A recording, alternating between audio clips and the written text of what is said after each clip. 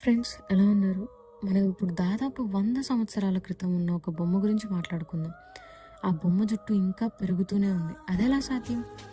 1918లో జపాన్‌లో ఒక యువకుడు తన 2 సంవత్సరాల చెల్లెలికి ఒక కిమోనో వేసుకున్న బొమ్మ కొనిచ్చాడు.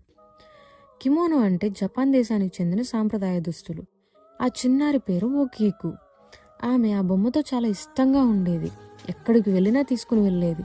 అలా ఆ బొమ్మతో చాలా బాగా కలిసిపోయింది. కానీ దురదృష్టవశాత్తు ఒక సంవత్సరం తరువాత ఆమె జ్వరంతో మరణించింది. కుటుంబం ఆ బొమ్మను ఒకీకు జ్ఞాపకంగా ఇంట్లో ఉంచుకుంది. కానీ కొంతకాలానికి వారు ఒక భయంకరమైన విషయం గమనించారు. ఆ బొమ్మ జుట్టు కాస్త పొడవుగా మారుతుంది. మొదట చిన్నగా ఉన్న జుట్టు భుజాల వరకు పెరిగింది.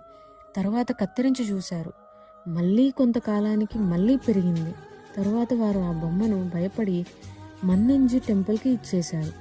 ఆ తరువాత సైంటిస్టులు టెస్టులు చేయగా ఆ జుట్టు నిజమైన చిన్నారి జుట్టే అని చెప్పారు. కానీ అదెలా పెరుగుతుంది? ఇప్పటికీ స్పష్టమైన సమాధానం లేదు. ఇది కేవలం కోయిన్సిడెన్సా లేకపోతే ఓకీకు ఆ బొమ్మలోనే ఉందా?